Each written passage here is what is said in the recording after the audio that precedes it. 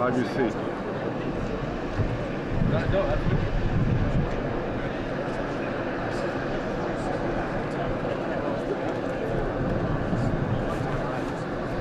All right, thank you.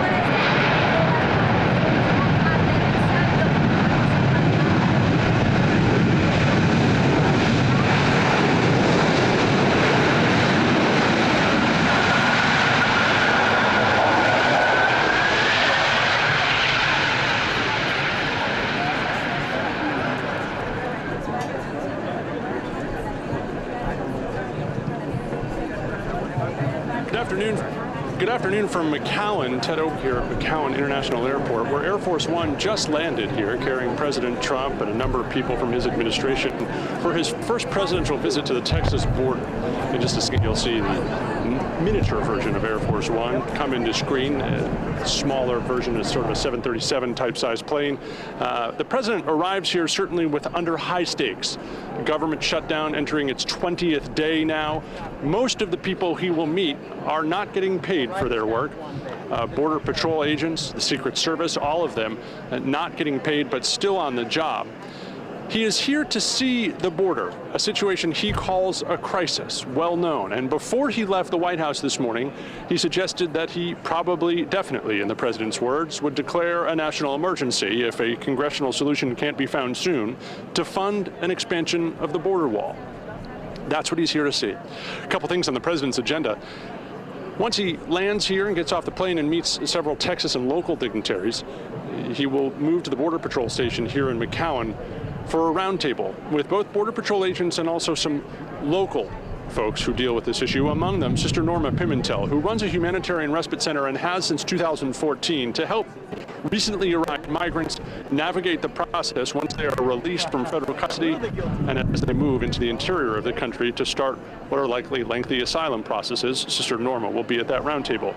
After that, the president will take a trip to the Rio Grande, according to his schedule. We're not exactly certain where, the White House keeping that secret for obvious security reasons. But he will meet there with Border Patrol agents to get a sense of the situation on the border. He also likely will advocate for far more wall. Here in the valley, there are already dozens of miles of wall between Texas and Mexico protecting the United States border. But the president believes that he needs $5.7 billion more to build even more wall. And that is what part of what he is here to advocate. Now, ironically, earlier this week, according to the New York Times, he told television news anchors in an off-the-record briefing that had been reported by the Times that he didn't think this trip would change anything, but he would do it anyway because his press and communication staff thought it would move the ball. That, according to the New York Times. But we will have to see how his visit here is met, both locally and across the country, and whether it can break the logjam in Washington. You can start to see the plane now coming into frame there. What is being used as Air Force One, a smaller version of the plane because of the runways here in McAllen. On board is the president. We are told the Secretary of Homeland Security, Kirstjen Nielsen is on that plane, as is the Secretary of the Army and a White House lawyer, along with other White House officials. But those last two important because remember the president is considering declaring a national emergency to get this wall built. And what that would mean is that he would bypass Congress and congressional money appropriations and use money that already exists in the budget to get the military to build even more wall. So the fact that an Army secretary is on this plane, as well as a White House lawyer, certainly means that President Trump is at least sending the signal that that is under serious consideration. By the way, Ted Oberg live at McAllen International Airport, very close to the border with Mexico, as President Trump is about to come off that plane, that Air Force One plane, to make his first presidential visit to the Texas-Mexico border. If you're watching now, we just want to let you know, all afternoon you can watch in this same place to see all of the events here in McAllen. As we mentioned, the president from the airport will take a short drive over to the McAllen sector, the Rio Grande Valley Border Patrol sector headquarters, to meet there with Border Patrol officials and host a roundtable on the situation on the border, and then make a short drive to the actual border itself along the Rio Grande River, where he is expected to get another briefing. As the plane taxis this way, once he gets off the plane, you'll see a variety of Texas officials, among them Dan Patrick, the lieutenant governor, who was at the White House in the hours before President Trump made his speech to the nation from the Oval Office, to help the team craft that speech and discuss possible solutions. Patrick didn't want to let us know what he is going to tell the president today about what he thinks is the best way to solve this, but he certainly suggested that more wall was needed. Patrick also saying that if you don't believe that this is a crisis situation, as the president has called it, you are either a denier or a deceiver. Dan Patrick's words. We hope to bring you those here shortly on both YouTube and ABC13.com. Thank you for joining us, by the way. This afternoon, an important visit to the border for a number of reasons. It is the first time we believe that the president may actually see the border. In the summer of 2015, he came to Laredo to make a visit as a candidate. He claimed on the invitation of the Border Patrol, who then rescinded their invitation. He claimed at the time, due to some pressure, but he was not able to get to the border on that visit. He went to a bridge and saw some traffic and then discussed the problem and how he would do it.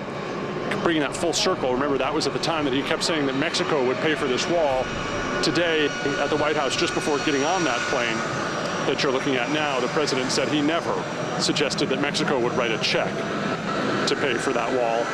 Certainly you reveal an awful lot about what the president actually did say during the campaign about who would pay for the wall, but it is clear at this point that he is changing his mind somewhat on that, and it is not likely that he is expecting Mexico to write any sort of check.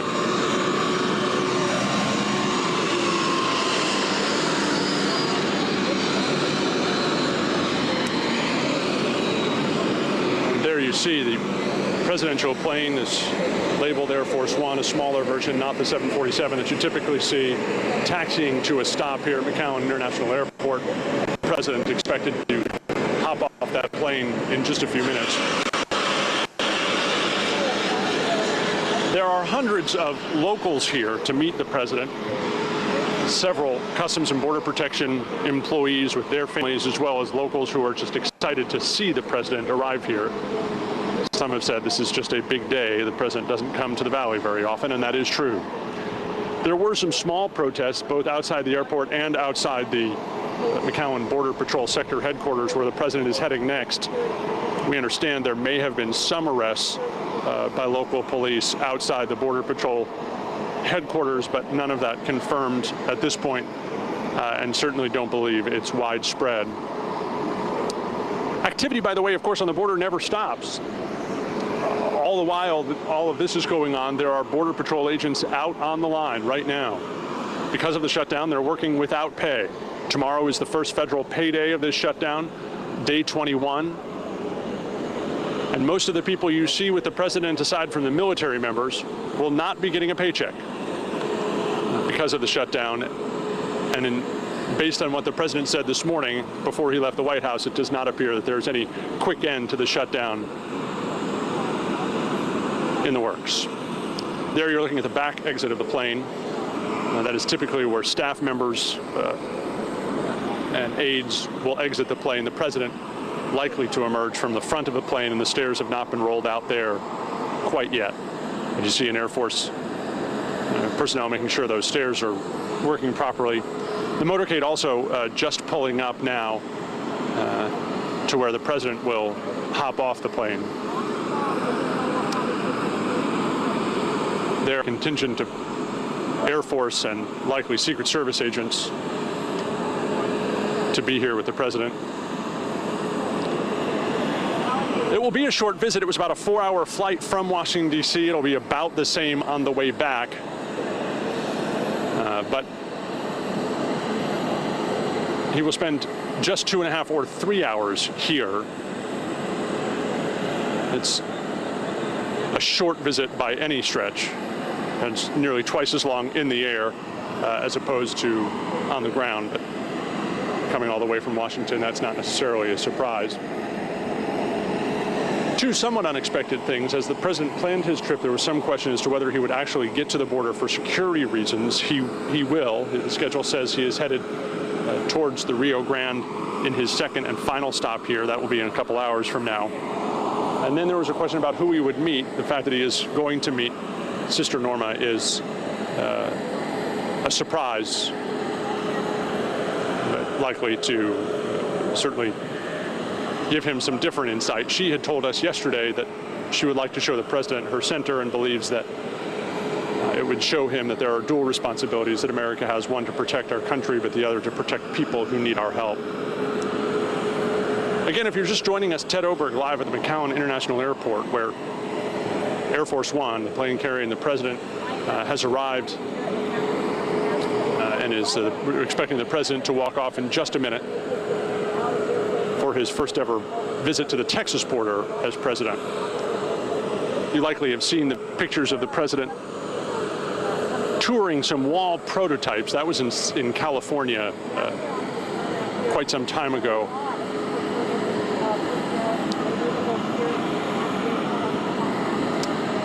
There, the presidential limousine pulling up to the bottom of the stairs. Does not appear likely that the president will come over and address the people who have gathered to come see him. But he certainly has had a lot to say today about the situation.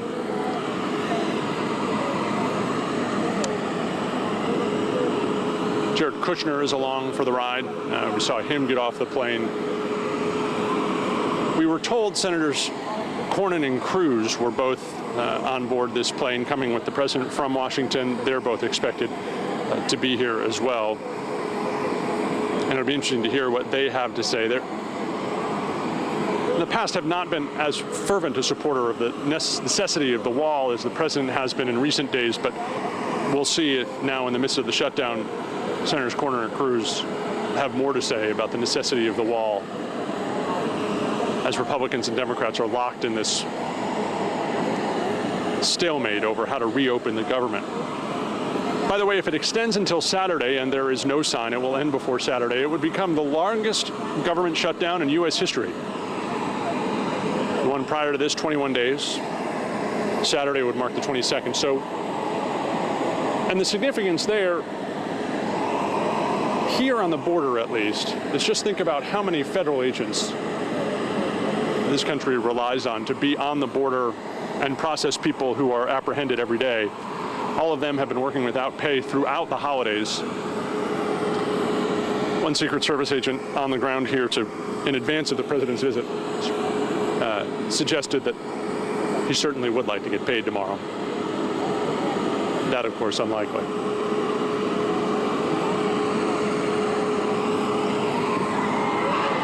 There you can see the president.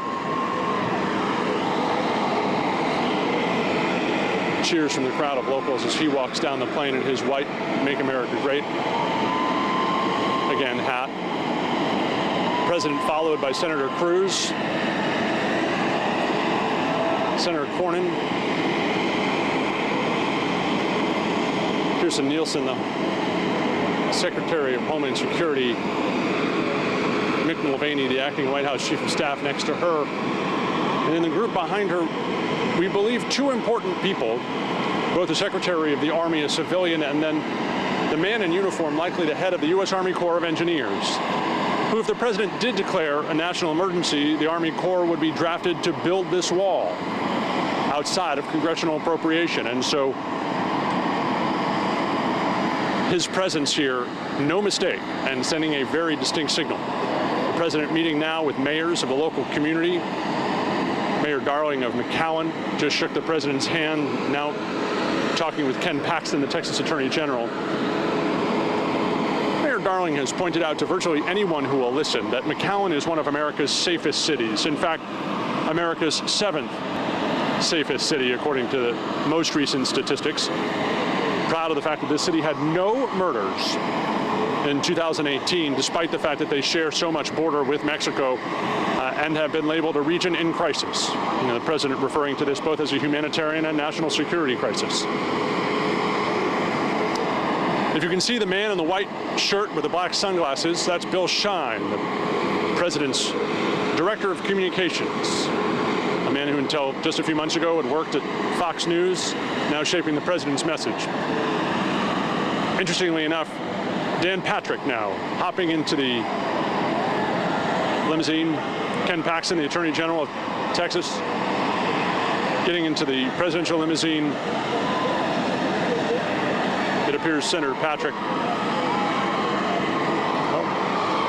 President Trump now going over to the crowd to say hello.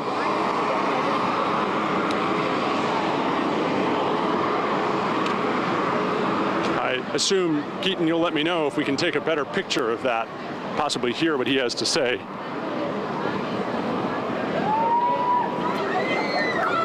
So, as you look at the president meeting now with folks from the local community here, saying thank you, signing red MAGA hats. Keep it up, says the crowd. He's saying we are winning.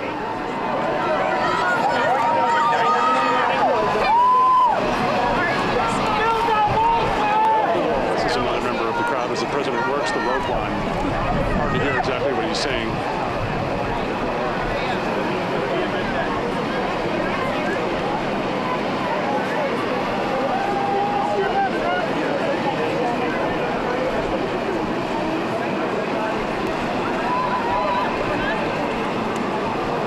It was a relatively small crowd, maybe about 100 people, but they were all screened and selected by the White House in advance to be here to meet the president. He's saying thank you to the crowd, but not so much of substance as the crowd thanks him. They get autographs.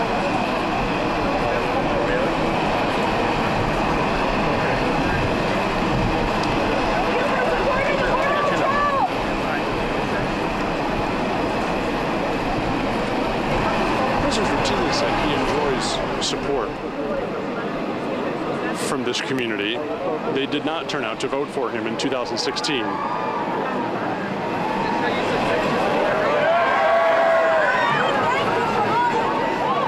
But this crowd here at the McAllen International Airport clearly happy to see the president arrive. Senator Cruz and Senator Cornyn also working the crowd there, obviously happy to be in the reflected glow of the president's visit here to McAllen as they work the rope line as well. They're along for both of these trips. By the way, if you've just joined us, you're looking live at the scene at McAllen International Airport as President Trump has just arrived a few minutes ago for his first ever trip to the Texas border as president. Over the course of the afternoon, as soon as he leaves the airport, he is headed to the McAllen border station where he'll get an update on what they are doing there and sort of an overview of the effort here in the Rio Grande Valley, the hottest spot in the valley as far as in the entire border as far as apprehensions go. Here, the overall numbers have decreased dramatically over the years, but they are seeing a record number of families and unaccompanied children coming across this border, and those are the numbers that have shown spikes and clearly frustrated the president as they've been unable to close the border. And as the president increasingly makes loud points that he wants this border closed and the border wall added, the statistics have continued to grow, at least in the last 6 months. In the first 10 months of his administration, the threats from him had a dramatic effect on dropping the number of migrants who were apprehended at the border. Since then, it has grown dramatically as migrants likely realize that the situation on the border has not changed.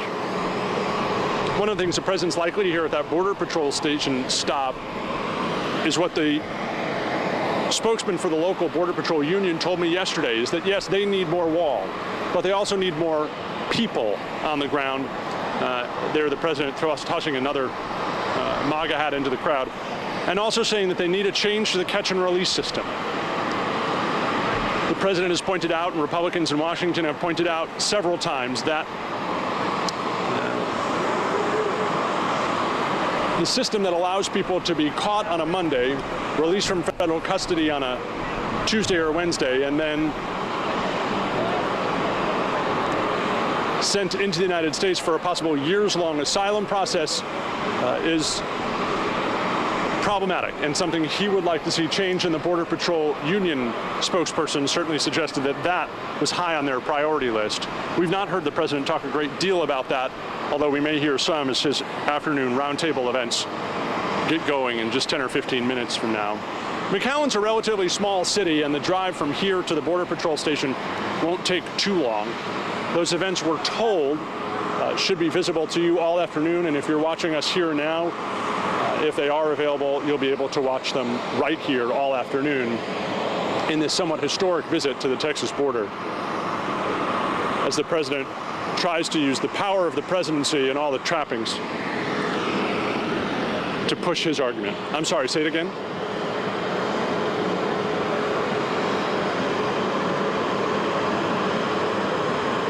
Oh, great.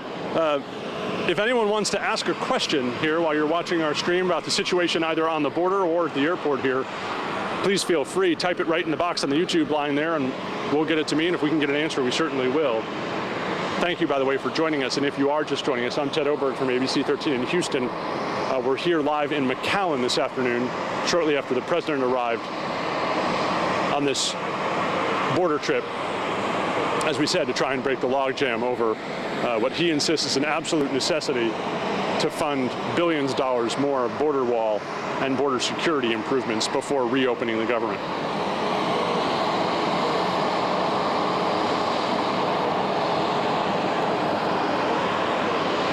We continue to look at the president work the rope line, not certain what he is saying to folks along the rope line. Go ahead, Keaton.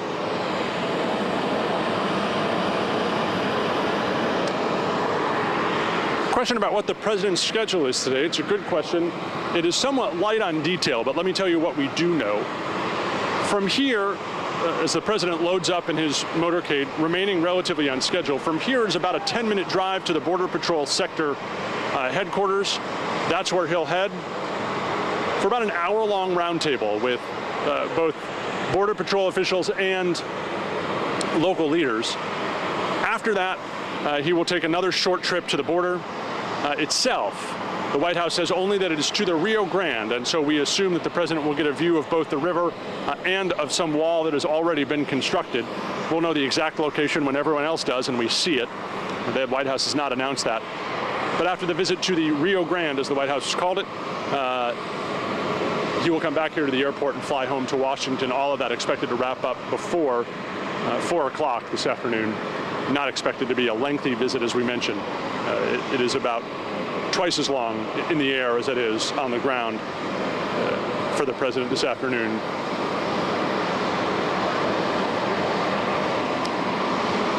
It is always amazing to see the apparatus that travels with the president, and as you watch the president's motorcade drive away, just make sure you notice all of the other vehicles that are traveling behind, many with White House aides, but the closest vehicle is always presidential security and communications, and then followed by at least dozens of other vehicles, including ambulances and spares and so forth. And local community police officers have turned out in great strength to offer police motorcycle escorts everywhere he is going, although, as we said, it is not a terribly long drive anywhere in McAllen. There you see the president leaving the McAllen International Airport. we will stay with you until he arrives at the Border Patrol sector headquarters, as we suggested, just a 10-minute drive from here for civilians when all the lights are closed and traffic is sealed off. It likely will be even faster than that. Well, let's just sort of set the stage about the situation here on the border as we watch this motorcade peel away from the McAllen International Airport.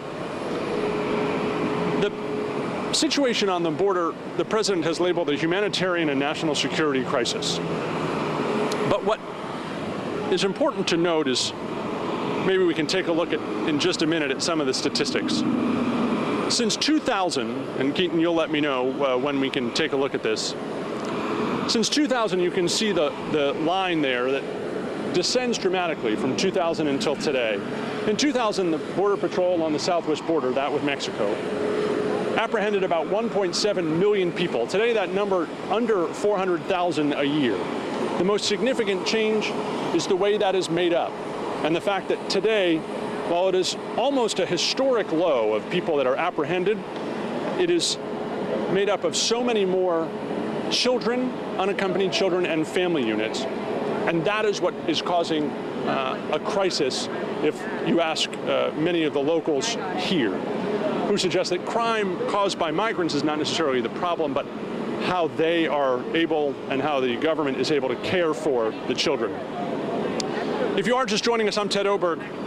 We're here live in McAllen. Behind me, the plane that carried the president here from Washington. We're awaiting the president's arrival at the Border Patrol headquarters, and we'll certainly bring that to you live. But wanted to share with you a little of what he said this morning.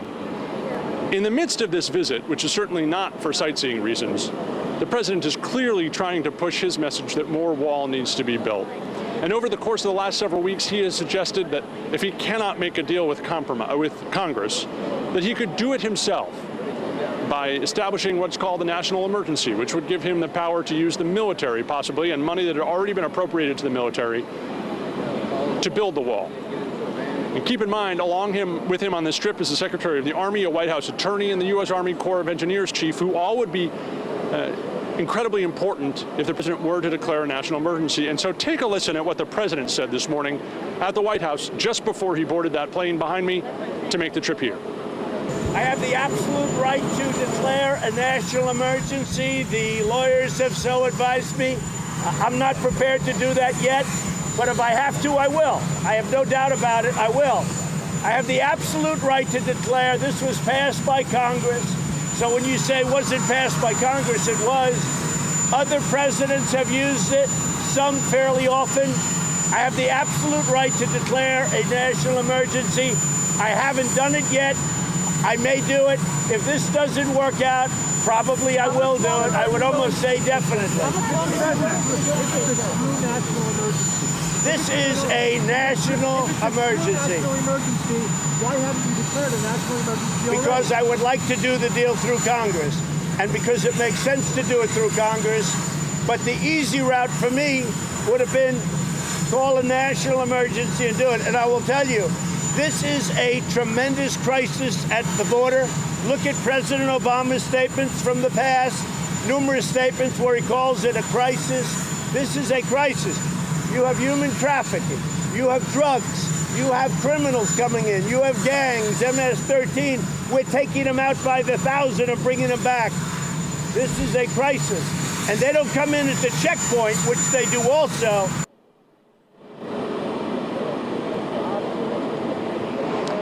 So there you heard what the president said this morning before he got on the plane behind me to come down here to McAllen, calling this definitely a national emergency and saying that he probably definitely would declare it an actual national emergency, which is a significant legal distinction in U.S. law.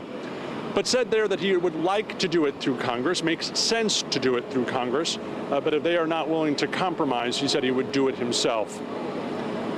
So there you see now, if you look live, just a short distance from the airport, you're looking live at the McAllen Border Patrol headquarters, a live picture from there where the president's expected to arrive any minute, where he's going to meet with both local Border Patrol officials and local leaders to talk to him and tell him directly the situation that they face. He's likely to hear both support and some pushback to the notion that this is a crisis. Here locally, they have suggested that there is no crisis right on the border, that they are able to handle the flow of migrants, that they are able to deal with what they call a really very low level of crime caused by migrants, and is also likely to see some of the apparatus that the Border Patrol has put to use here on the border. As we say, looking live here in McAllen, the president expected to arrive in just a few minutes at that Border Patrol headquarters. The notion of this national emergency clearly on his mind, and that's one of the things that you definitely should listen for in his comments today as he asks questions and tells people where his mind is on this 2.5-hour visit. By the way, if you're still looking live at the McAllen Border Patrol headquarters, he'll be there for about an hour and then headed to a spot along the Rio Grande, the White House says, to actually see the border, likely to see some of the border wall already under construction. In addition to the president, we heard from Texas Lieutenant Governor Dan Patrick, who is sitting right next to the president right now as he drives to the McAllen Border Patrol sector headquarters. He said, if you do not see this as a crisis, that you are either a deceiver or a denier, according to Lieutenant Governor Dan Patrick. He has allocated, with the help of the Texas legislature, 400 million Texas tax dollars every year to be spent by what are 1,000 DPS officers stationed along the border. They have several helicopters, 4 planes, 6 jet skis, and a couple boats that constantly patrol the river. They have no power to arrest people, but work closely with the Border Patrol to eliminate this problem, or at least to identify issues. Right now, some of the people who are, as we await the president's arrival at the Border Patrol headquarters, we see some of the people who are here to greet the president. And ma'am, hi, we're from Houston. I see your hat was signed. Tell me what the president told you. He said that he's fighting for us. And do you believe he is? Yes, Well, I do. how so? I do. There you go. So this clearly a crowd that was here early. Did you have a chance to hear from the president? I did not. I did not. No. Okay. Thank you so much. We love Trump. Clearly a crowd, as we suggested, that was here early to meet the president and likely selected by the White House or at least local Republicans who were here to greet the president. It was a cheering audience as he worked that rope line. And let me, if I could. Ooh, sir, tell me, what did the president tell you today? What did he tell me? What'd you hear as he was working the line there?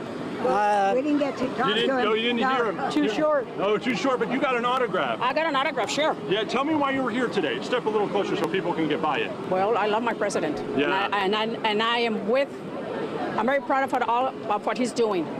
I support my president. And tell me what you think about the wall. I'm for it. Why? Because I'm for it. That's all I can say. Yeah. How long have you lived in the valley? Oh, all my life. All your life. 64 years. And for people who've never been down here, is it a frightening place to live along the border? I think there's a lot of misperception. I've heard many, yes, negative stories. So tell me about you. What do you feel living on the border? I don't live close to the border, but... You live a lot closer than my friends in Houston do. Yes, but I've heard many stories. And I've seen things too, so that's all I can say. Thank you so much. But I am for the wall. Enjoy the rest of your afternoon. Thank you. Thank you so much. A supportive crowd here as they were able to meet with the president on his arrival here at the McAllen International Airport. The rest of the audience that the president will see as he works throughout the day are likely to be mostly government officials and a few hand-picked local leaders who will meet with the president at this local roundtable where he's likely to hear about the situation on the border. We love the president. I'm sorry, you said you called it the best experience ever? Absolutely. Tell me Meeting the why. president, 100%. Best president ever. Tell me what you think about the wall. I'd rather not comment on that. wall. Tell me that. 100% support the wall. Tell me There's why. so many people coming across, criminals, and we need it for them, so we could stop them. Yeah, do you live here in the valley? Yes. Give us a Ben sense. Morris, We're I've from been Houston, so many but generations we're here. from Houston. Give me a sense of what the situation's like for people who don't live here. There's a lot of people coming across, and we just need to have that barrier so we ensure that we catch catch the people that come across that don't want to get caught, the undocumented ones, the criminals. So we want to make sure that we catch those. Yeah. You know, I see. So the wall helps them, it stops them, and it's a good thing for us, you know. I see your Border Patrol tie tack there. Did you work with the Border Patrol? Yes, actually, yes. Yes. And tell me, what do you feel about the thousands of them that are working without pay these days? Well, it's tough, but you know what? We're making. We want to make a stand and say, you know what? Enough is enough. We just need that wall to help us catch those people that want to get away. Sir, thank you so much. Enjoy the rest of your afternoon. As we mentioned, this is the crowd that was here to meet the president on his arrival here in McAllen for his first ever visit to the United States, to the Texas border as president.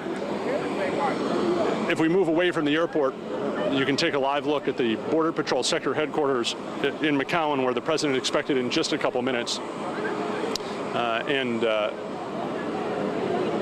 for that roundtable, and then onto the river, as we've been discussing all afternoon.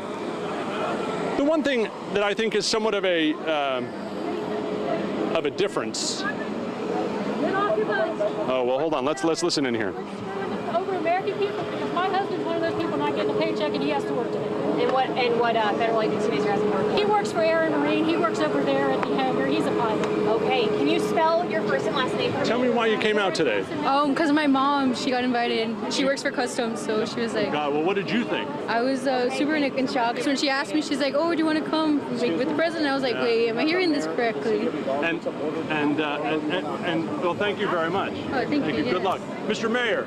Hey, the mayor of Hidalgo. Yes, sir. And Ted Oberg, we're from Houston. And so tell me, what did you tell the president today, and what do you believe needs to be done next? You know, it's an honor to have him here, obviously. It's a great opportunity for him to see the reality of the border. I think there's a misconception out there that our border is not secure. Actually, we live in one of the safest areas in the United States.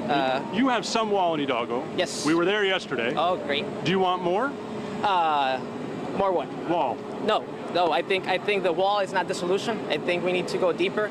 I think we need to work with Canada, with Mexico, to fight the corruption that we have in South America. So it goes deeper than a wall. In fact, I think we need to create bridges with all other countries. You don't have many bridges in Hidalgo. We don't. We have one. You have a lot of wall. Yeah, we have a lot of wall. Would you like to have less?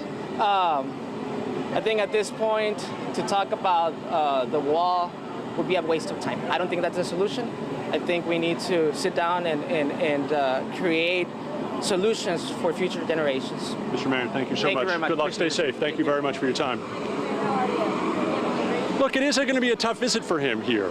It is certainly a mixed reception for him. You heard many of the supporters who were here by their own option to come here, who support the wall. Even the man who worked for the Border Patrol there saying we absolutely need it.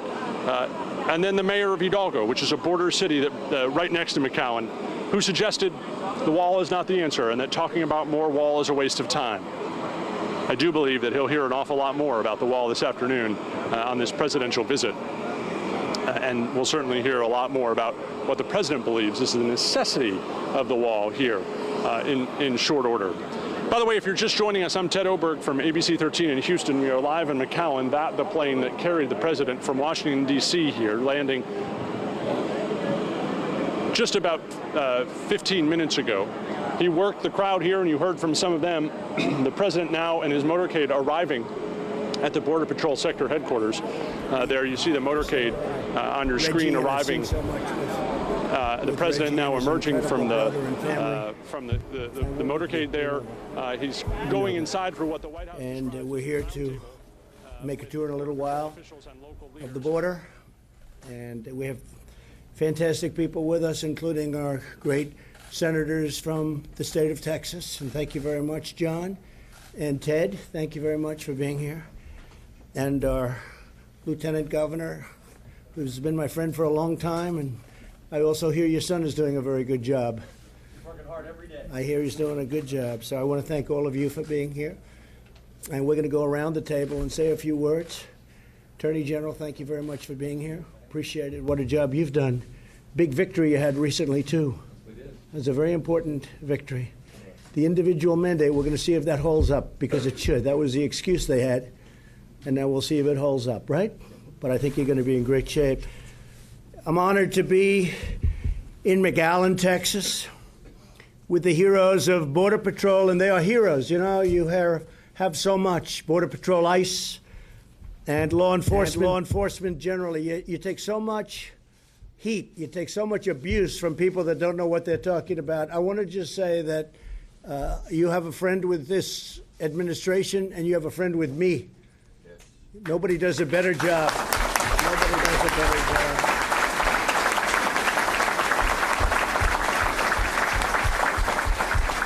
And I have to add that you have no idea how much you're loved by the public. Maybe not by the fake news, but you're loved by the public. Beyond belief. And that includes my friend Brandon. And Brandon, thank you very much for being so great. You've been getting the word out how important it is. Border security, the wall or the steel barrier. They can have any name they want, but we have to have it. And it's going to happen. But law enforcement and ICE and Border Patrol, incredible job you're doing. The public loves you. The public, not like, they love you. And I just hope that none of you run for president, because you may be the one person that we have a problem with, because you are highly respected in our country and beyond our country. We know what you do with MS-13. We know what you do with the gangs. We know what you do with crime. And we also see what you do on the border. Boy, I'll tell you what, it's tough stuff. But it could be a lot easier for you, and you could be spread a lot differently if we had the walls, and we'll get it. We'll get it. I think we're winning the battle in a very big way. So I just want to thank you all in particular for being with us. Thank you very much, fellas. Thank you very much. Really incredible. I want to thank also Secretary Nielsen and Commissioner McAllen for being with us. We made the trip down from Washington. And again, Senator John Cornyn has been an incredible champion of what we're doing, and a very popular man in Texas. And I think we're running in 2 years together, and that's very good for both of us, I hope. I think it is. I think it's my honor, John. I want to tell you, the people in Texas love you.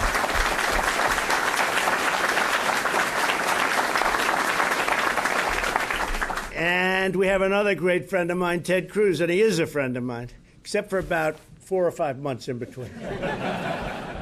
I was telling John that Ted and I were on the campaign, we liked each other so much, and I said, look, at some time that'll end, right, Ted?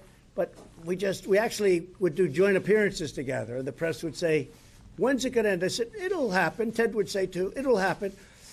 We didn't know it would be quite that violent. But then the friendship is at least equal to what it was. And I just want to congratulate you, because I was here. We had that arena with about 22,000. That was the Houston Arena. That was an incredible night, right? And we had, I think, 109,000 or 106,000 people wanting to come. They had thousands outside. And that was a few weeks before the election. I said, I think he's going to win. I think he's going to win nicely. And I want to just congratulate you. That was not easy. Thank you. And now he lost and he wants to run for president. And I said, I thought you had to win to run for president, right? But you did a great job, Ted. We appreciate it. Texas Attorney General Ken Paxton, who's led some incredible cases. Ken, thank you very much. And Lieutenant Governor Dan Patrick, who's been, again, a friend of mine for a long time. I also want to thank the governor. He's going on Fox tonight. And he sends his regards. And we're going to either see him later or he's coming into Washington. But the governor, who just had a great campaign also, he's been fantastic and a big believer in what we're doing. So say hello to him, and I'll speak to him later. Thanks also to Brandon Judd and the National Border Patrol Council. So Brandon, I've known him from the beginning. And almost before I announced, he was for my ideas and he was for us. He was for me. And I appreciated all you guys coming up last week. They had a big impact. We said to them, what do you want? Who knows better than them? He knows better than all of us put together. And that group was fantastic that we had in Washington just a few days ago. And they went on television, and anybody that listened wouldn't even have a doubt about it. So, Brandon, thank you, everybody. We appreciate it very much. Done a fantastic job. The Border Patrol's Rio Grande Valley sector. Who is from the the sector? Do you have any specific guys here from, and ladies? Quite a few. Now, are you tougher than the rest? Are you just tougher than the rest? I don't know, maybe. But I heard special. I heard special. Chief, Raul, oh, there they are. How are you? Come on over here. Come here, man. Look at this. Come here.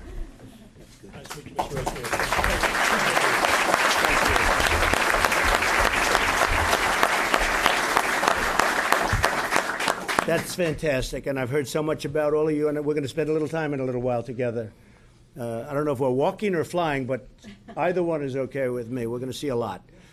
But thank you for being here. In a few moments, the American people will hear directly from our frontline border agents about the tremendous flood of illegal immigration, drug trafficking, human trafficking, a phenomena that has been going on for 1,000 years or more, and that you think was something that modern society wouldn't have. And hate to tell you that because of the internet, it's worse than ever before. Human trafficking, it's a horrible thing. And much of it it's a world problem, not a U.S. problem only. And they come across the border, and it's a bad thing. And they drive. They just go where there's no security, where you don't even know the difference between Mexico and the United States. There's no line of demarcation. They just go out, and where there's no fencing or walls of any kind, they just make a left into the United States, and they come in, and they have women tied up. They have tape over their mouths, electrical tape, usually blue tape, as they call it. It's powerful stuff, not good. And they have 3, 4, 5 of them in vans, or 3 of them in back seats of cars, and they just drive right in. They don't go through your points of entry. They go right through. And if we had a barrier of any kind, a powerful barrier, whether it's steel or concrete, if we had a barrier, they wouldn't be able to make that turn. And they wouldn't even bother trying, because they can't go through the points with people. So we would stop that cold. We would stop it cold. And they can't fly in, obviously, for obvious reasons. So we'd stop human trafficking, and this section of the world, I think, would stop at 90, 95%, a tremendous percentage would stop. And you also have the criminal gangs coming in. They don't walk through the points of entry. They come where nobody's around. And you're talking about hundreds and hundreds of miles, 2,000 miles, but we need 500 miles of border. One of the things that has happened is, and I was explaining to the 2 senators and to Dan in the car, that one of the things that really is happening is, without saying it too loudly, and I told him, and Dan said, could you repeat that story? When I say Mexico's going to pay for the wall, that's what I said. Mexico's going to pay. I didn't say they're going to write me a check for $20 billion or $10 billion. Nobody's going to write a check.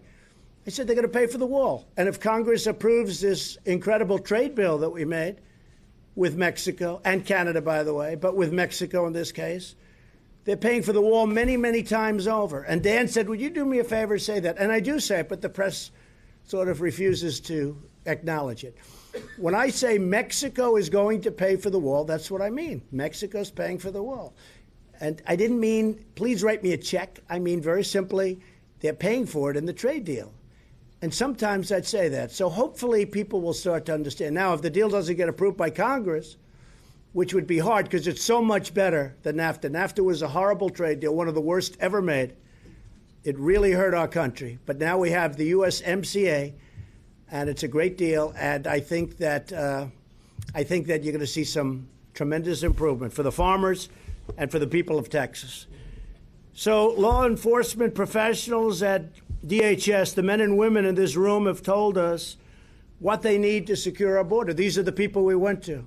It's not only the wall or the barrier, it's the equipment for seizing the drugs. We have tremendous equipment today. It's expensive, but tremendous equipment that when you do drive through one of the ports of entry, we have equipment that will be able to detect the drugs. And it's the finest in the world, and we're getting it ready. It's part of what we're asking for. It's not only the wall. And we've taken their recommendation straight to Congress.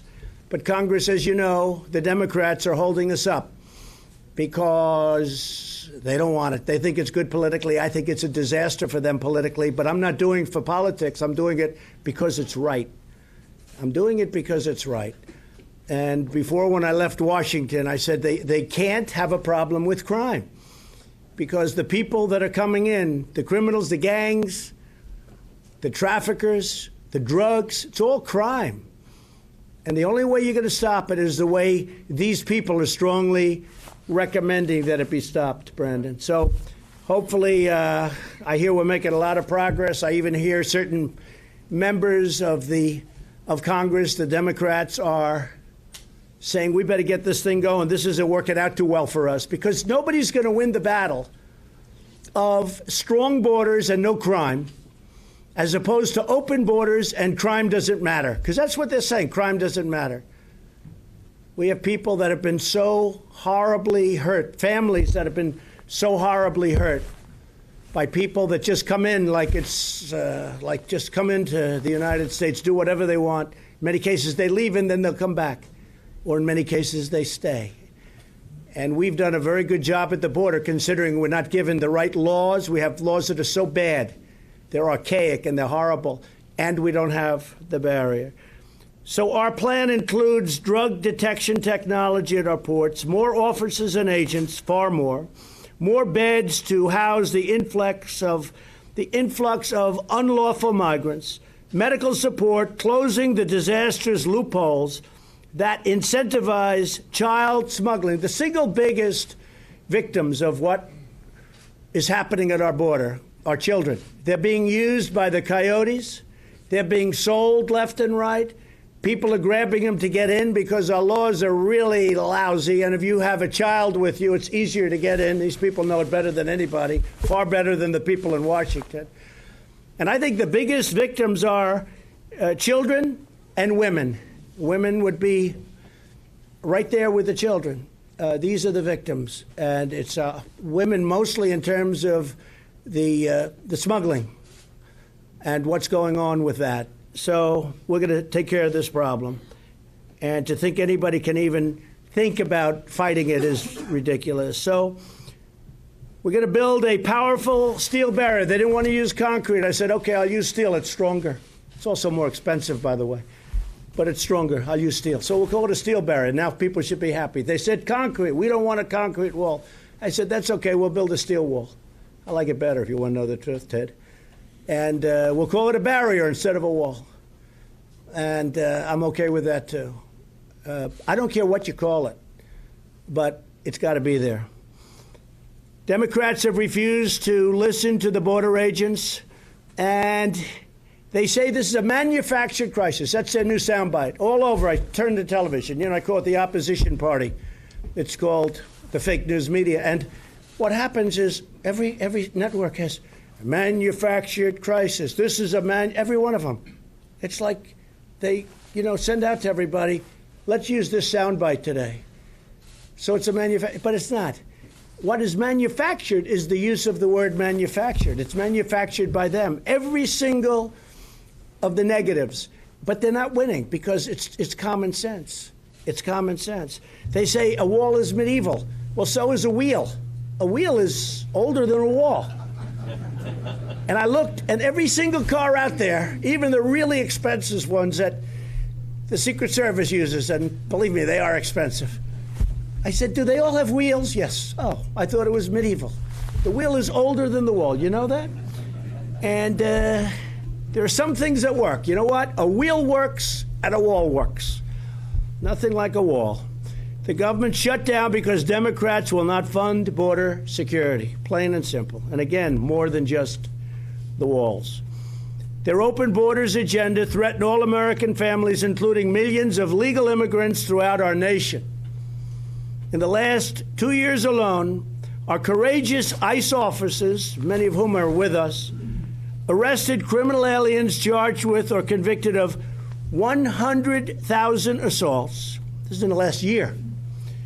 30,000 sex crimes, and 4,000 violent killings.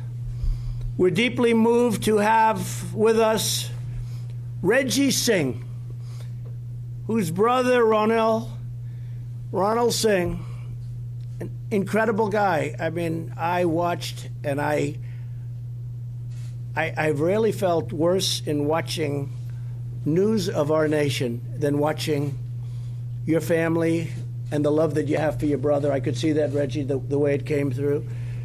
It came through loud and clear. And there are so many other people who have the same. Nobody covers them. You know, when they talk about how unfair, how this, how that, nobody talks about how unfair it is to the victims of these brutal killings. And by the way, over the years, there's thousands of them. I don't mean hundreds. I don't mean in the teens. I mean thousands of them. And these officers can all tell you about them. And I'd like to, if I could, because I watched a family right around Christmas time, and I watched them suffer, and I'd like to ask if Reggie, maybe you could say a few words about your incredible brother, the job he was doing. He was so beloved by the people in the department and beyond the department, and maybe you could say a few words about your brother, please. So Ronil Singh, we originally from Fiji Islands. He always wanted to be in law enforcement. So legally, we migrated to America to fulfill his dream, to join the law enforcement. After English is our second language, he worked on that, got his education, applied for law enforcement agency, and he was asked to get his citizenship. He worked towards that, and he became a cop, K9, Corporal K9. And the way he was killed, what my family is going through right now, I do not want any other family, law enforcement person to go through that. Whatever it takes to minimize, put a stop to it, my family fully supports it. At 33 years old, Ronil Singh was cremated, and I had to pick up his remains. It breaks my heart. And no one should ever, ever go through that. Looking at that 5-month-old baby, looking for his dad, no one should ever go through that on Christmas Day. That's all. That's it. Thank you. So we're with you. You know that, right?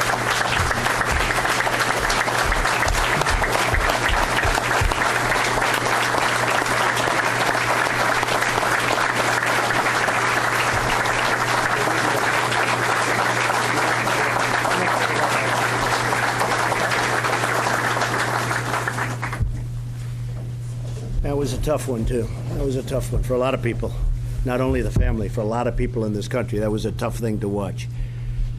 Also with us, Marie Vega, whose son, Border Patrol agent Javier Vega Jr., who is another person who was loved by so many in the department, on the Border Patrol. We had so many people talking. They're still talking so much about him. It happened in 2014. He was out fishing with his wife, his parents, and his kids. And Marie, I'd like to maybe say a little bit about your son, because he is so loved and respected still in this room. Please. Thank you. Thank you. My name's Marie Vega. We have 2 sons, my husband Javier and I. Very proud of both of them Marines. Harvey, at a very young age, expressed a love for law enforcement. And like, you know, the parent that wants the child to grow up and be something and be a productive human, we supported him. And he showed interest in the police force. Numerous times he rode with the police officers around our town, surrounding towns. When he was in high school, he told us that he wanted to be a Marine.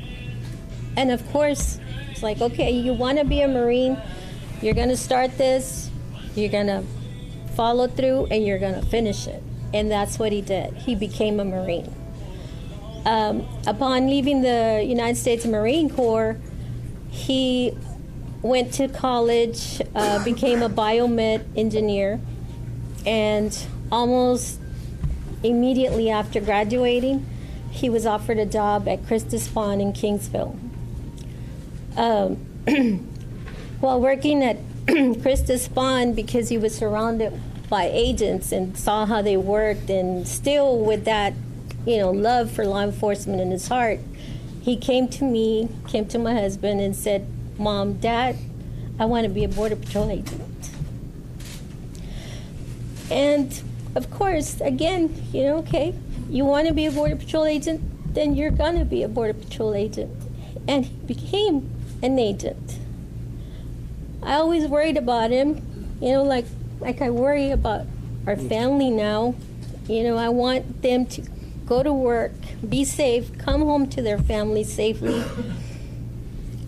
And I always, every day, I was, scared that I would lose my son. Never in my wildest dream did I ever imagine my son dying at a family outing. It was supposed to be a peaceful, fun, fishing afternoon, and it didn't happen that way. It didn't happen that way because we had a criminal, illegal alien that killed him. He came thinking that he was entitled to one of the 2 vehicles that we had there. There's no family, like Mr. Singh says, should go through this. No one. No family should suffer the loss of a child. A parent should not have to bury their child. We need the wall, and when I say we need the wall, I don't mean just build the wall. There's other things that we need to do also. We need to enforce immigration laws. We need tougher judges. We need the wall itself. Our Border Patrol agents need to have what they should have, the equipment, the materials they need to do their job. Thank you very much. You're 100% right. Thank you.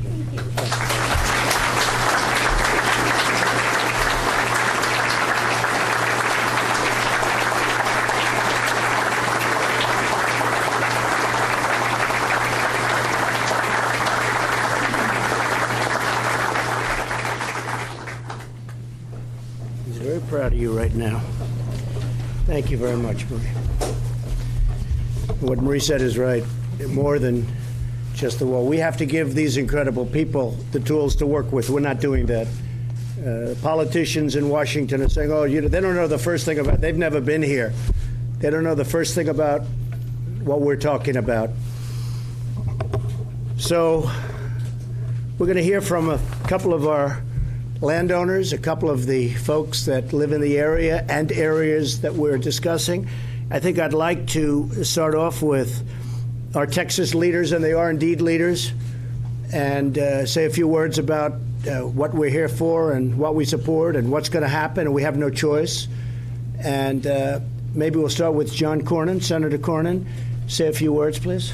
Well, thank you, Mr. President, for being here. Thank you. And for hearing firsthand from not only the people who suffered at the hands of the crime that occurs as a result of people who don't come here to achieve their American dream, but people who come here to cause death and destruction and human misery. Before you see, maybe we'll have somebody go through some of the things that are in front of us, but I see here, for example, heroin and methamphetamine that's been seized. You see bulk cash, $362,000. When the drugs are sold in the United States, they have to get the cash back across the border to the cartels.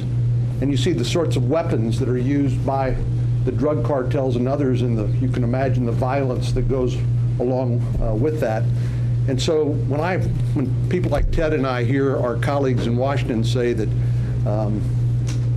this is a manufactured crisis, we kind of wonder what planet they've been living on, because this is not just about economic migrants. This is about people who exploit the vulnerabilities in our border. This is about the 70,000 people who died of drug overdoses in America just last year.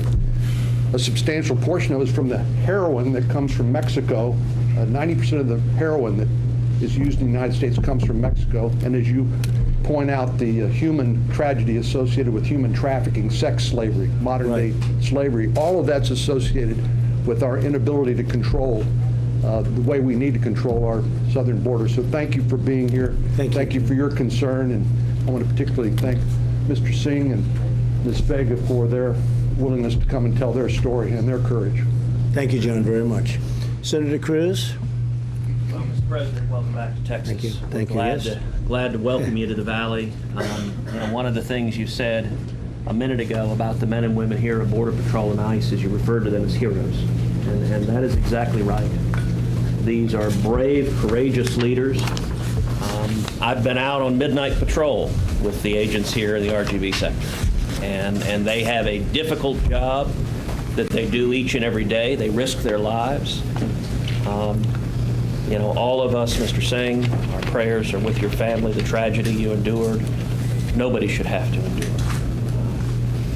Ms. Vega, we love you, and Mr. Vega is sitting back here as well. And this whole community loves the Vega family and has mourned their son's loss alongside them.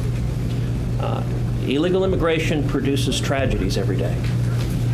Human smuggling, drug smuggling, children being abused, women being sexually abused, opioids that are destroying. Last year, 72,000 people lost their lives to drug overdoses, more than car accidents in this country. And much of those drugs are flooding across this southern border. And so I just want to commend you for standing up and fighting this fight. One thing there's not a lot of in Washington is backbone. And I want to commend you for helping infuse some more backbone in Washington. This is a fight the people of Texas and the American people want the borders secured.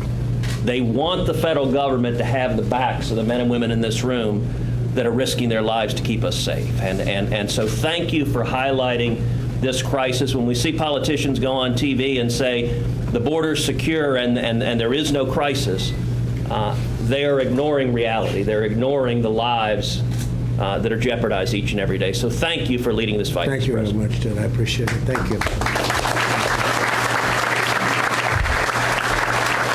Thank you. Dan, if you could say a few words also, I'd like to have somebody get up and give us, just for the media, a little definition of exactly what's in front of us, because it looks pretty brutal. This is not a manufactured deal, as you say. This is the real stuff. And this is nothing compared to what they have. This is actually nothing compared to what they have. So is somebody going to be able to explain this to us quickly? Yes. Good. Carlos. Good. Carlos, please, go ahead. Please. Thank you. President, welcome Thank to you. South Texas. Thank you, Carlos. I'm the port director for Hidalgo on Santos Port of Entry. Good. Before here, you see some narcotics that are seized by the men and women of CBP. As you can see right here in the two tables to my far right and left here, these are 117 kilograms of methamphetamine and 12 kilograms of heroin that were seized in a commercial conveyance that was making entry at the port of entry. Officers noticed some discrepancies. The conveyance was referred to X-ray technology, and it was during the exam they were able to identify anomalies within the conveyance. With the use of our canine detector dogs, we were able to seize this merchandise. Right here at this particular one, these are fire extinguishers. These fire extinguishers were intercepted at the port of Progreso, Texas. It was a male that was driving into the United States, and the two fire extinguishers were used in the importation of methamphetamine and heroin, 100 grams of heroin and the 8 keys of methamphetamine as well. Also, we have some weapons that were seized at our ports of entry, also with the assistance of our federal partners and state partners as well. So we have 3 Colt handguns. They're gold-plated, encrusted with diamonds. Those were seized at the Laredo port of entry. You have an AR-15 that was seized with the assistance of our state and local partners with the task force officers. You have an AK-47 that was seized by the officers at the Hidalgo port of entry going southbound. During a southbound inspection, there was nervous behavior that was displayed by the driver. Subsequently, the officers were able to find the AK-47 hidden in the back seat. You also have a 50 caliber rifle. During the inspection at a port of entry, officers with the use of NII equipment or x-rays, we're able to detect a compartment. That compartment was found in the back seat of a vehicle. Subsequently, with the assistance of our Homeland Security investigator partners and Air Marine, there was a surveillance that was conducted on the vehicle, went to a undisclosed location. From that location, a traffic stop was conducted, and the .50 caliber rifle was found, sir. Now, these 3 guns that you see, they're gold-plated handguns and with diamonds encrusted. Okay. Thank you. It says it all. This is just all recent. This is all very recent. They didn't have to go. They didn't have to go very far. This is all very recent. Okay. Good morning, Mr. President, and welcome to the McAllen station. Thank you. I am the patrol agent in charge of your very happy here. $362,000. This is a multi-agency seizure. What actually was detected by a Weslaco Border Patrol Station K-9 handler. What ended up happening, there was a suspected currency smuggler who, due to a traffic stop, resulted in further investigation. He gave his consent into his house. K-9 came in, searched, and this was caught. This suspect was suspected also of marriage fraud. He was an overstay. He also had multi-thousands of dollars of financial transactions, all illicit activity. 362,000 of many. So, and the dogs are incredible, aren't they, in terms of finding the drugs, but also they find money and drugs? They find drugs. They also find people. And they find people. People that are hidden away. Yeah, it's pretty incredible. And when we get a chance, I have some other things I would like to call Sure, attention. go ahead. Yes, Sure. absolutely. I'll start over here. Sorry, sir, if you will. So, Falfurrias checkpoint, which is north of here. 2 suspects that were being smuggled in the trunk of a car. It just so happens after records checks were run, one of the subjects actually had an Interpol hit. He was actually wanted out of Spain for murder. Here we've got pictures depicting some seizures of marijuana and firearms. It just so happens when this multi-agency task force, Border Patrol included, went to go execute a warrant, the suspects inside the house actually started trying to burn the marijuana and actually try to throw it throughout the yard. But we were able to successfully get in, seize the marijuana, and make the arrest as well as other seizures. This here, very sad. Your words resonate with me. It's very dangerous. We've got a vehicle that failed to yield to Border Patrol agents. This vehicle, eventually the driver lost control, impelled the vehicle onto a pipe gate. A juvenile died in that vehicle. 15 to 16 other subjects seriously injured, all illegal in the United States. Here you're seeing the inside of a horse trailer where smugglers endangered these folks that they were smuggling, again, at the Falfurrias checkpoint. Here, this is just a couple of miles from here, from where we're standing. This is a tunnel. This is the second tunnel that recently that we have located. This is an area that we actually have wall, and we actually have some technology and agents. That piece of area was really important to the criminal organization. We're doing such a great job utilizing the right resource in that particular area that they've become so frustrated they're using other tactics. They're actually digging tunnels. This is about 25 feet long, about 2 to 3 feet high. We were fortunate enough that when the station next to us, their boat patrol actually launched in our area, went down. They're very vigilant. They look for new landings.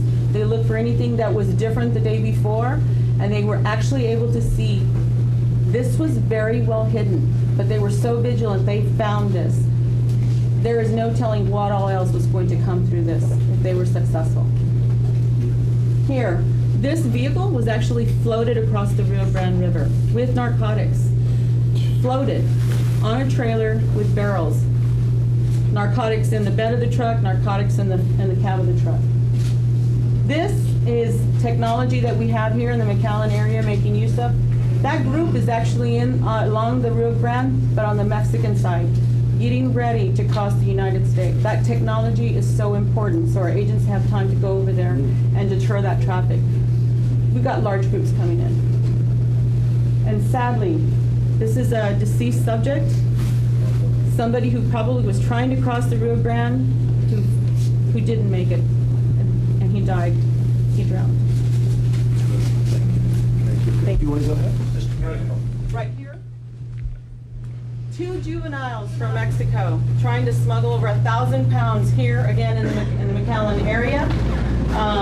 They actually rammed the vehicle. They rammed into a Border Patrol agent. That's an assault. They were trying to get away. 2 juveniles, over 1,000 pounds of marijuana. This is a stash house, Mr. President. The smugglers, they don't care. They're treating. They put them in deplorable situations. Sometimes they're in these houses up to 8 days, sometimes even more. This is terrible. This is just the American people need to understand, like you stated just now, we know better. We know what the cost is to families, to our communities, to the country. We're here to serve, and we're here to protect not just ourselves and everybody in the country, but even the people who are being taken advantage of. It was a great presentation. Thank you. Thank you very much. Very impressive.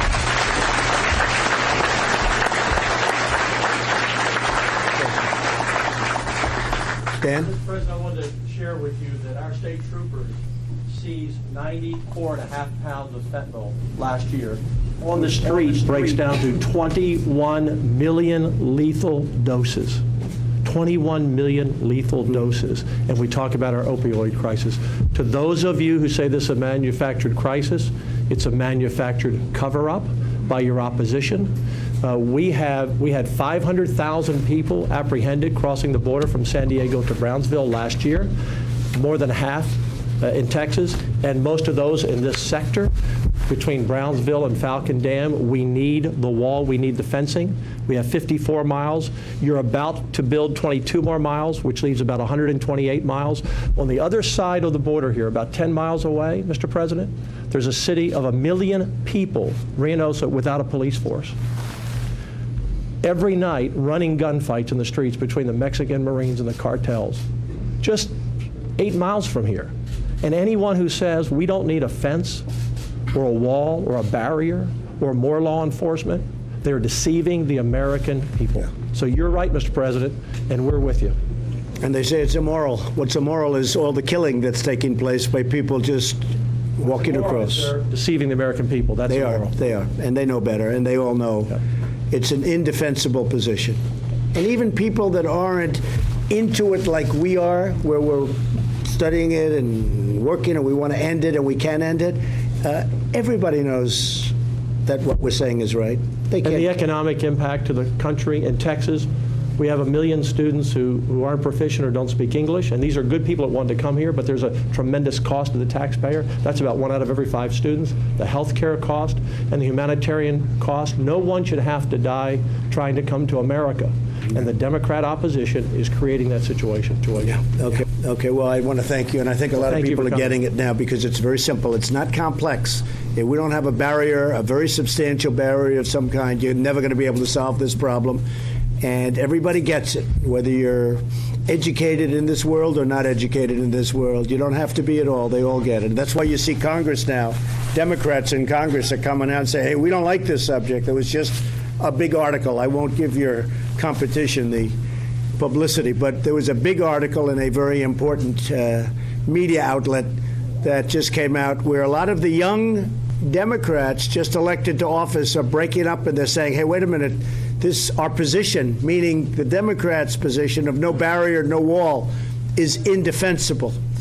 And it's going to happen. It's going to happen more and more because it's common sense. Mark, would you say something, please? You've done a great job. Well, Mr. President, I'd like to say that, as you well know, the Department of Defense is fully supported the Department of Homeland Security and Customs and Border Patrol with thousands of service members from multiple components, and we continue to lean forward and want to support in the mission as we look ahead. And I called on you and I called on the Department of Defense to come down and help because we had caravans forming. We have another one forming, believe it or not, in Honduras, and we pay them tens of millions of dollars. They do nothing for us. They do nothing. And if you think that country is trying to stop, don't believe it, okay? And that goes for Guatemala, that goes for El Salvador. If they want to stop it, they can stop it. But they form, and then they come in through Mexico, they break in, and you saw what happened. They broke in because they didn't have the wall, and I think they're thinking about building a wall on their southern border now. But I want to thank the military. They've been incredible. They came up, and from day one they worked. Nobody's seen anybody work like that, and they put the essentially barbed wire, but it's called barbed wire times 10. And it was very effective, to put it mildly, very effective. Without that, it would have been a stampede right into our country. So I just want to thank the military. I know you're still working with us on it. And unfortunately, I have to tell you that they have another one forming, and we'll handle that as it happens. And we're working with Mexico. We appreciate that, but we're working with Mexico very much. Attorney General, please say a few words. Sure. And thank you so much for coming to the border. So many people in Washington talk about the borders if they know what's going on and they don't come down here. So thank you. Also, thank you for your vision, your persistence, your willingness to stand up. I think like no other leader we've had, president or non-president, you've done more for border security to push this forward. And look, we have two stories, horrific stories of people losing their lives. And in Texas, unfortunately, you're not the only two families that have suffered. We keep track of statistics in Texas related to border security. Our state police has addressed hundreds of thousands of crimes, hundreds of homicides. And so we have hundreds of thousands of stories just like this that have affected real people and our families in Texas. And so thank you for addressing that. We also hear that the narrative is that the wall won't work. If you go to El Paso, we put up a barrier there. I think it was under the Bush administration. It's over 100 miles long. El Paso used to have one of the highest crime rates in America. After that fence went up and separated Juarez, which still has extremely high crime rate, the crime rates in El Paso are now some of the lowest in the country, so we know it works. So the narrative is incorrect, and we've tested it in Texas. And finally, I wanted to say something about your comments about human trafficking. I started a human trafficking unit my first year in office, and I did it largely because of the border. We have the second highest human trafficking rate in the country. Over 300,000 people are victims of that crime every year. That's the research. Houston is the worst city in America, and so we're addressing that, and border security will clearly have a positive impact on those horrible and horrific statistics that are affecting our women and our children. So thank you very much, Mr. President. And thank you very much. And what you're saying is interesting because you'll have a wall or a barrier, and then you won't. And what they do is they walk up, can't get through, they come in, and they eventually find an opening, and it's the openings where they come in. And we don't want to have the openings. We're going to have gates where they come in legally, but other than that, we don't want to have openings. And you'll see the crime rate in this country go way down. And we're already doing very well in terms of crime rate, but it's not being helped by what's going on. We could make it a lot better. So I appreciate it very much. Thank you very much, Ken. Brandon? Absolutely. Mr. President, I came here and this big gentleman right here, he said he didn't like that 50 cal pointing at his head. He played football. That's right. He played football at the University of Missouri. I told him it wouldn't even put a dent in him. So that's right. He might be able to handle it. He was the right person to put that in front of him. I appreciate the leadership that you've provided. I appreciate the access that you have given our Border Patrol agents to our leaders, like Secretary Nelson. Nobody has ever come down and spoken to our agents as much as Secretary Nelson has, and we appreciate that. We appreciate the leadership Commissioner McAllen has provided, and the access that you have allowed our agents with these individuals. I appreciate you having Senator Corner and Senator Cruz here with us today. These two individuals played such a huge role in getting Javier Vega's death declared as a line of duty death. Without their leadership, that wouldn't have happened, and I appreciate you allowing them to be here. From a personal experience as a Border Patrol agent, I can tell you what barriers do. I started my career in El Centro, California 21 years ago. We had very few barriers. We had illegal border crossings that were out of control. It was the busiest sector at that time. We put up physical barriers and illegal border crossings dropped exponentially. I then went to Naco, Arizona. We were the busiest station at that time, 2004, 2005. We were arresting one small station. We were arresting over 100,000 illegal aliens per year at that station. We built physical barriers. It dropped from 100,000 down to 20,000. That's how physical barriers work. They work, and we appreciate the leadership that you're providing in order to get us those things that we need, such as personnel, technology, and the infrastructure, which is barriers. Thank you very much, Mr. President. Thank you very much. And Brandon, it's been, you just sit here listening. It's like not a contest. There's no two sides or anything. And all they're doing is looking at 2020. And they figure they can't win. Maybe they can do this, or they can come up with some other issue. I can tell you about another couple of issues they're using, and because we've had great achievement, but I won't consider myself to have that great achievement unless we can straighten out your border, and we're working on it. And your son and your brother will not have died in vain. I can tell you that. They will not have died in vain. It's a very important purpose to all of this. Very important. Monty, I agree, that's a very uncomfortable position. I don't know. I wouldn't want to be in that chair, but you're a tough guy. You can handle it. Please, say a few words. Mr. President, first thing I want to say is thank you for taking the time out of your busy schedule to come down here and address the situation that we do live on a daily basis. Not only us as ranchers or anything, but all the law enforcement agencies. Senator Cruz hit it right on the head whenever he said, you got a backbone, and that's exactly why we elected you and wanted you in the White House, and we appreciate you not giving up on that. I grew up in the Rio Grande Valley, born and raised down here. My family's third generation down here. 15, 20 years ago, we didn't have this kind of problem. We had a great flow of illegal immigrants coming across, but those people were harmless, and they wanted to come over here for a better life and work. Unfortunately, it's not the same thing anymore. There's been many times where we'd be out on the ranch, or even at 3 o'clock in the morning, cold, drizzly, rainy night, have a family come up and beat on my back door or on the front porch. I go out there, and it's a family in distress. We feed them, we water them, and they're asking for help. We're passionate people, and that's what we do. So we call for help, we get them over there, we feed them, clothe them, whatever we had to do. Unfortunately, a few times we've also had a few young females come up that you could tell had been sexually assaulted. They were scared out of their mind. They get led around in the brush for 3 or 4 days and get disoriented on their direction and told by their coyotes that Houston's right there. This is where you want to go. These people paid $3,000 a piece to come across. It's everything that they could garnish up, wage-wise, to pay these people. They walk them 10 miles across the border, walk them around in the brush, and disappear on them. They're lost. They're hopeless. They don't know what to do, so they give up, and they say, can you call Border Patrol for me? Border Patrol, my hat's off to you guys. I see how you work all the time. You're undermanned. Sheriff Department, everybody. We got a great sheriff in Hidalgo County, and proud to call him my friend as well.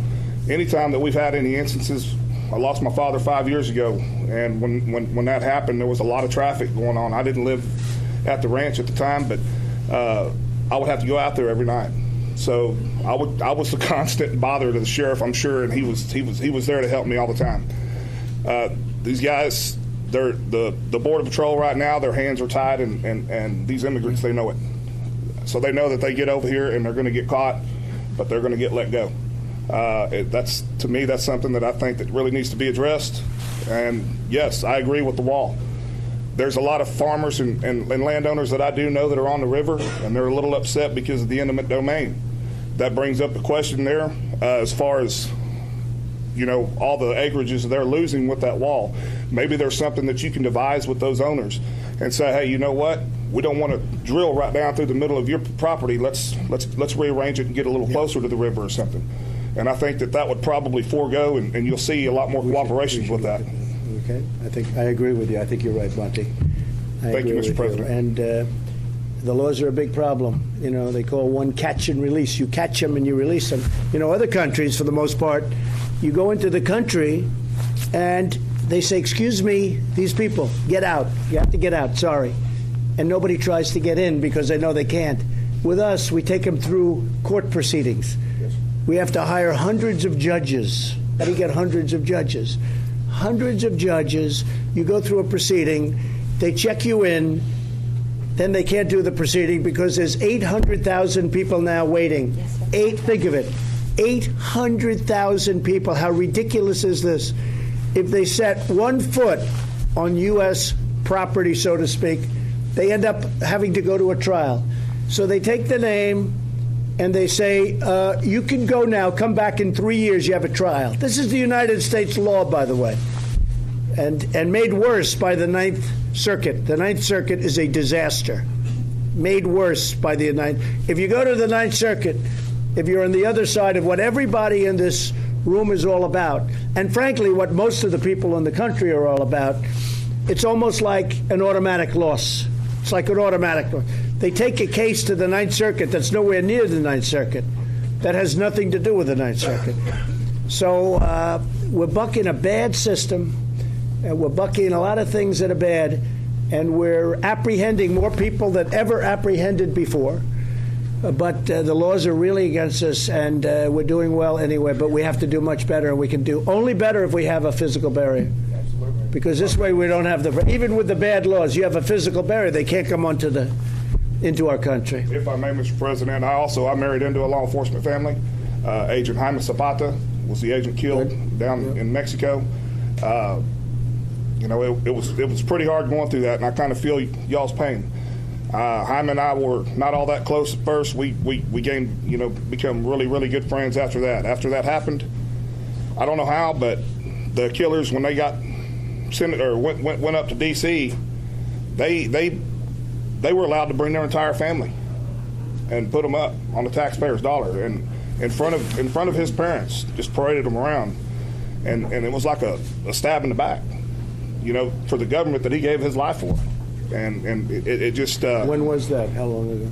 Sir, that was right at last year, when they finally went to sentencing. So convicted. Somebody took the fall for it. I can't say that it was the correct person that pulled the trigger.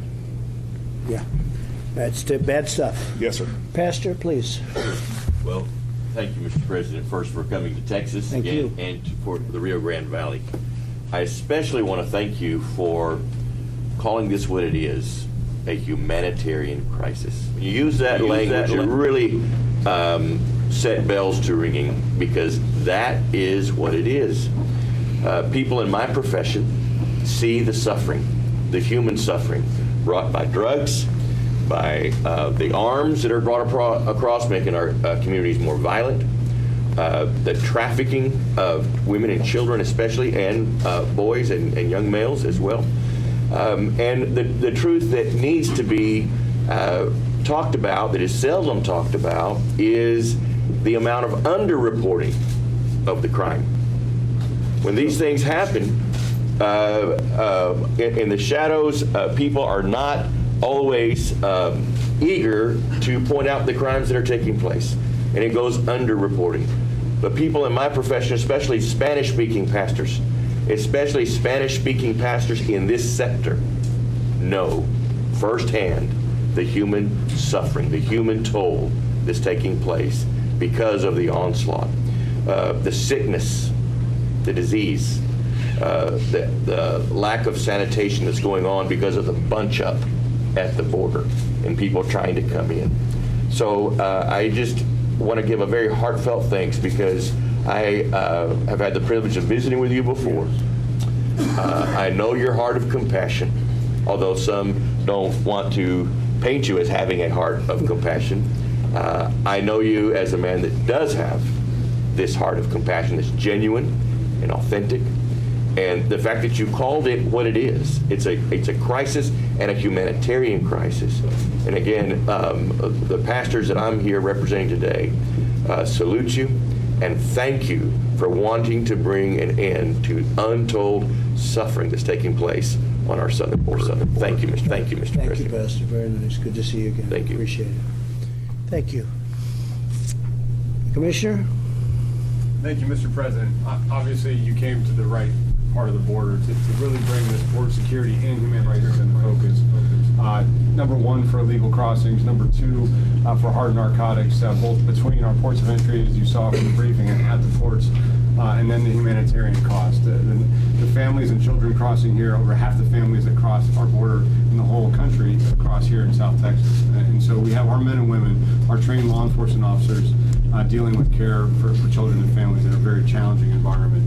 And so I just wanted to say I'm incredibly proud of the agents, officers, air marine professionals that are serving down here, staying focused on the mission despite the challenging environment at this time. Very proud of the briefing from Melissa and Carlos, telling you with their heart and soul what they do every day to protect our country and our fellow citizens. And I just got to say the resources the administration is asking for from Congress are directly targeted at all three elements of this crisis: the border barrier, technology, agents and officers that we need to address the security threats, and we're building a new barrier, as Lieutenant Governor noted, starting in February right here. Thank you. Also the technology, the ports of entry to stop the drugs, that's a critical element. And very importantly, you asked for humanitarian resources, so we could provide different facilities, medical support to get our agents out of the child care business and help protect families that are crossing and in this violent cycle. It's all controlled by violent criminals in Mexico, primarily transnational criminal organizations, and we want to combat that with these resources. So thank you for the support. Thank you, Commissioner. And look forward to showing you more on the river. Thank you. A little while. We'll be there in a little while. That's great. One of the things that Dan Patrick suggested, which I thought was very interesting, was give the state of Texas a relatively small amount of money. They'll build a wall themselves because they want to build it. Right. And I thought that was not the worst idea I've ever heard, although I still think I can do it cheaper than you. I still think I can do it. But I do like the idea. And we're going to look at a couple of ways of doing it where you guys get it up. You do things very well in Texas, and I like that idea. So we'll take a look. And Dan, could I ask you to say a few words, please? Yes, Mr. President. I'm Dan Bible. I'm the Field Office Director with ICRO for the San Antonio Field Office. And with the inflow of the immigrants that are coming across in these unprecedented numbers, our officers also are coming down to the border to support that effort to deal with children. But those are the same officers that we would be using in the community itself, looking for those public safety threats and criminal aliens, which are now reprogrammed to come down here to deal with the humanitarian crisis. Over this past year, I would say over half the time those officers on my task forces and everything were brought back down to deal with these crises. And when we look at the family units and stuff that come across in reality, we either just release them right out the door once we take them in, if they're not in a composition that can go into one of our family residential centers. But even if they get to one of our family residential centers, due to some of the legal decisions and stuff, we have 20 days to release them from there. So essentially they're being just released to the street as well. So pulling our officers away from doing criminal enforcement to just basically release family units, it's kind of deteriorating the system. And also reducing the secondary how would you put it, barrier for them to keep coming, right? I mean, once you get past, if all my agents are at the border doing this, they kind of get a free run in the communities, which make the communities less safe. And you're right, and it's not just what's going on at the border. That's really almost a lesser problem. They get through the border and then they filter out throughout the whole country. And you have MS-13 all over Long Island and all over other places. We're getting them out by the thousands. The ICE folks are doing incredibly in getting them out, and they are rough and tough, but I will tell you a little secret. ICE is a lot rougher and a lot tougher and a lot smarter, but still it's a lot of people that they have to get out. But it's not the crime at the border, which has got its own problems. It's what happens once they get through the border and they're dispersed, or they disperse themselves throughout the country. And all of that crime is because of it. Yes, John? President, just before we end, I suspect we'll hear from Secretary Nielsen, who's doing a great job at DHS. But I just want to acknowledge all the local officials here, the mayors and the county judges and others who support these men and women who wear the green and blue uniforms. Right. And who basically end up having to try to manage this humanitarian crisis that's flooded across the border because of the gaps in our law that you've already described.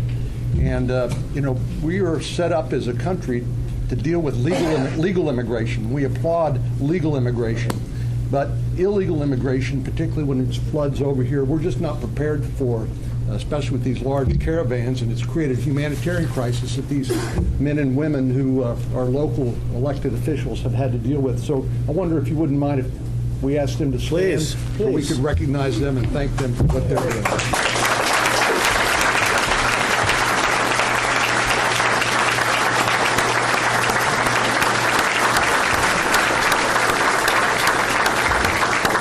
That's great. Thank you very much. Thank you, Jen, very much.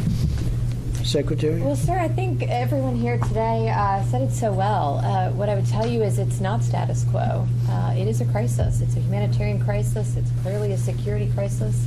For those who would like to put their heads in the sand and pretend that it's quote-unquote manufactured, it's not only an insult and deeply disturbing to those who have lost loved ones, but it's an insult to our country, sir. This is a crisis, and what a crisis mandates is a decisive leader with a vision. That's what you have. You continue each day to make it very clear to Congress what the crisis is and what the men and women here today have told you is needed to address it, and they refuse to do it. So I hope today they're watching. I hope they take a cue from you. They decide to be leaders, and they do what this country needs and help us secure it. Thank you, and you're doing a great job, and you're working hard. I will tell you that. She's working hard. Every time I speak to her, she's in a different location, usually along the border. And Commissioner, you and the Secretary and everybody else, we appreciate it very much. And we're getting there. I think we're making a lot of progress. And I have to say that my sacred duty, most sacred duty as president, is to defend the people of our nation. That's whether it's from foreign nations or along a border. It's all defending our people and defending them properly and strongly and really rightly and justly. And that's what I'm doing. And it would be a lot easier for me not to do this. It would be a lot easier not to say anything and let this go on. It's been taken care of 30 years ago, 20 years ago, 10 years ago. It should have been taken care of. I've seen all the speeches made by all the presidents and a lot of people that worked under the presidents. And you say, what happened? Nothing happened. They were going to build this wall in 2003 and 2006. They were going to build it 20 years ago. They were going to build it forever. And little sections got built. And I will say, we've done a lot of renovation. We have a lot of new wall going up where we took down wall because it was in such bad shape, and we put new wall up. We've done a lot of work, but we have work to do. So I hope that the Democrats get together and work on a problem that is truly, it's compassion, it's everything. It's also national security. Just like it's a foreign country, it's a foreign world. In many cases, it is a foreign country. We're under attack in a certain way. And we're certainly under attack by criminal gangs, by criminals themselves, by the human traffickers, and by drugs of all kinds. Much of it comes through the southern border. And if we can do a really great job, and we will, of putting up the barriers, putting up the walls, putting up the fences, putting up everything that we have planned, fixing what's good but isn't working so well anymore because it's decrepit, it's old, it's torn up from years of abuse and all of the things that happened, we will have done a great service. And, you know, somebody was saying that moving the embassy to Jerusalem, I got it done. Every president talked about it for many, many years, for decades. They talked about it, they campaigned on it. In every instance, they campaigned on it. They never got it done. Same thing here, same exact thing. I got that done, and we're going to get this done, too. And this is really the defense of our country. And this is compassion, Pastor, very much so. It's compassion. It's compassion for our people. And we don't want to have situations like Reggie had in his family where he lost a brother who was special, or like Marie had with your son, who was, I mean, they still talk about your son as being such a great young man. We don't want that. We don't want that. So we're working very hard. We're going to get it done. We are really on the right side of an issue.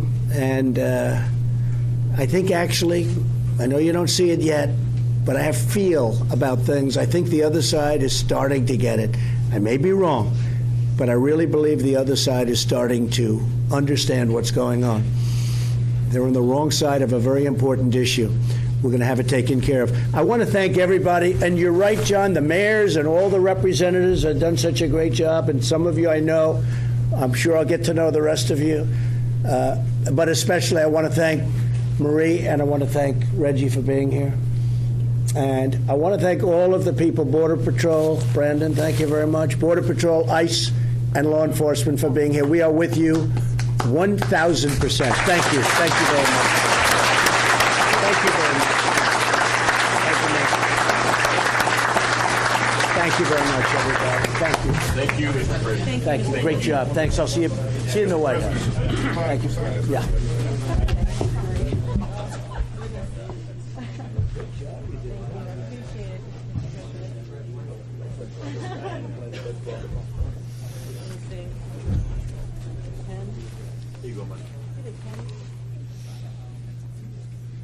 Thanks, Jen.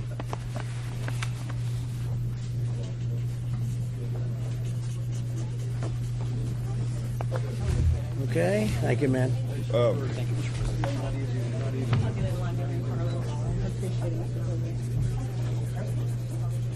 Sir, would you accept the gift? Thank you, man. The men and women of the Border Patrol appreciate your support. Thank you, darling. Put on their boots and badges every day despite the challenges and come out here. Oh, we're going to get it done. Would you accept the I gift, have sir? faith too. Go ahead. Thank you, sir. I would like to gotta present get you going. with my belt buckle Oh, wow. that I won. You can give it to your son, Barry. He's bribing the president. Can you imagine? I want this to be out in the open, everybody. I gave him a buckle. That's for your son, Barron. I don't know if this is worth 10 cents or if it's worth $50,000, but anyway, well, that's very nice. Listen, thank you very much. I appreciate it. Thank you. Would you want to hold that? Yes, sir. That's very nice. Thank you, everybody. See you. Thank you. One last handshake.